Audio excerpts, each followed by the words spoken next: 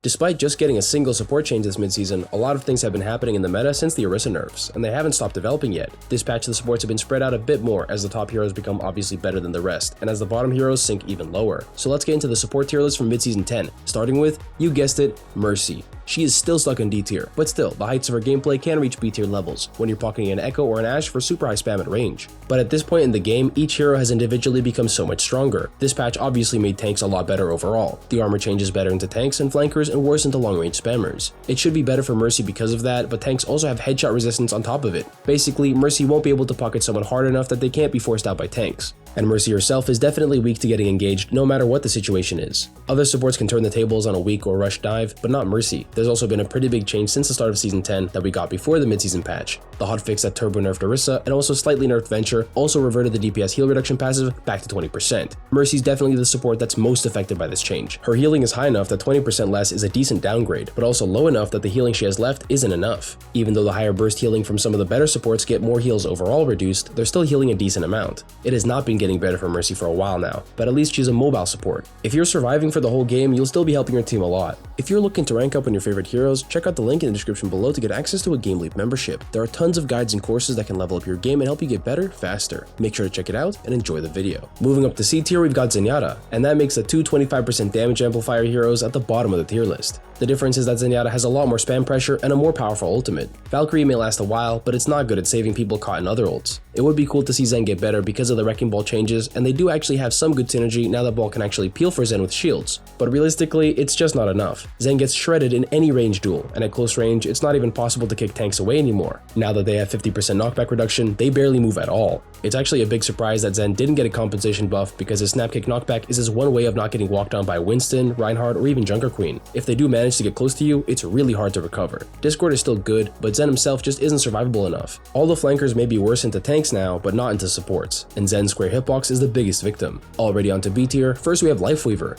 He has what Zen so desperately wants, 275 HP, and he's only been getting buffs recently too. Overall, he's doing good, even if he's not overpowered. He is really good at escaping pressure, and his life grip enables over-aggressive play. It can feel really bad for the enemy team to play against a tank overextending constantly without a way to punish them. So Lifeweaver is pretty decent, but he's still in a weird state. All of his strengths are defensive, even his ultimate, which has gotten really good over time. It's a respectable support ultimate, but easily kiteable. It's a static tree that protects your team, so it's always easy to fall back from. Great in overtime or near checkpoints, but outside of that, it's got room to grow. Lifeweaver is still strong overall, as long as he can keep himself alive. But now that the healing reduction passive is back to 20%, his healing output is weakened again. When the passive first got reduced to 15%, he got a compensation buff, but now it's 20% again. His base healing is already bad at saving players, so if your team is taking way too much damage, you only have one life grip to manage with. Next up is Illari. Her aggressive pressure is a lot better after the armor changes. Her main neutral is all about poking anyway, and even though it's better to target aggressive DPS and ideally supports for the ultimate focus fire, shooting tanks is still good. And now it's a lot better. Breaking armor is pretty important for winning the frontline fight, and Illari has gone from 30% of her damage reduced to less than 7%. Most supports are dealing more damage to armor after the changes, with only Lifeweaver dealing less than before. But more importantly,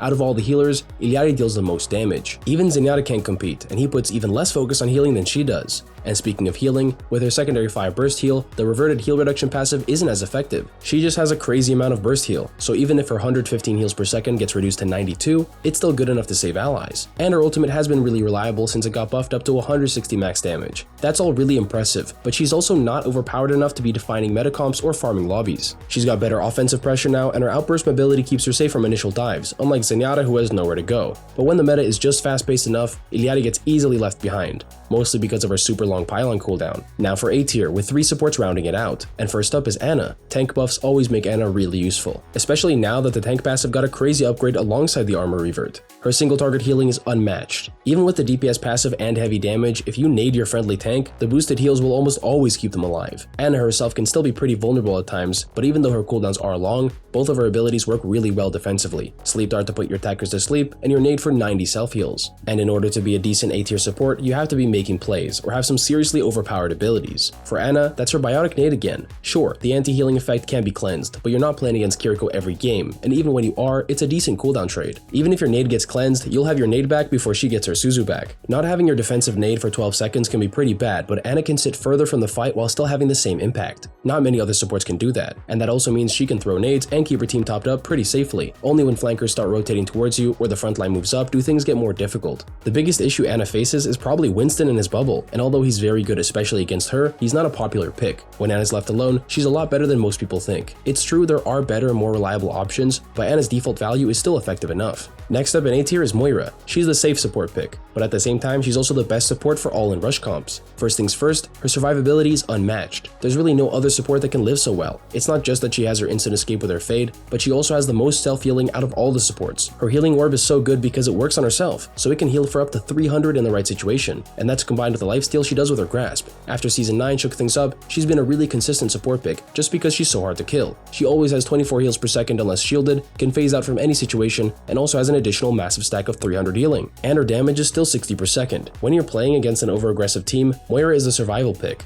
But unlike in early Overwatch, she's not just passively surviving, she has a lot of resources for herself and her team, so even when you get pressured, it's easy to recover and get back in the fight for an advantage. For the final hero in A tier, it's Brig. She's the only support who got a buff this patch, but it's not the most drastic change. Her rally refreshes her shield bash cooldown, which definitely makes the ultimate better, on top of being able to quickly engage with a shield bash into rally into another shield bash. But compared to the wrecking ball buffs or the Junkrat damage increase, it's not the type of change to make her more playable. It's actually the armor change that puts her at the top of A tier. She may only have 50 armor, but against tanks and more importantly Tracer, she effectively has 300 health, and that's if you get no healing at all, which isn't going to happen when Brig has one of the best pre-healing abilities with Inspire. The rebalancing of armor is super helpful for small amounts of armor like Brig has. The only notable difference is that you'll take more damage from Pulse Bomb, but you could only barely survive it with Rally anyway, and popping your Rally while stuck is obviously a huge risk. Outside of the armor changes though, Brig has been really good since her repair pack cooldown got reduced to 5 seconds. More freedom to use packs means more freedom for your DPS to be aggressive, which makes up for Brig's usual over-defensive playstyle. Finally onto S tier, now filled with 3 top supports, and third is Lucio, bumped down a bit from his usual number 2 spot. He's still very strong. Although Brig is getting better and contesting his supremacy as the number 1 peeling support,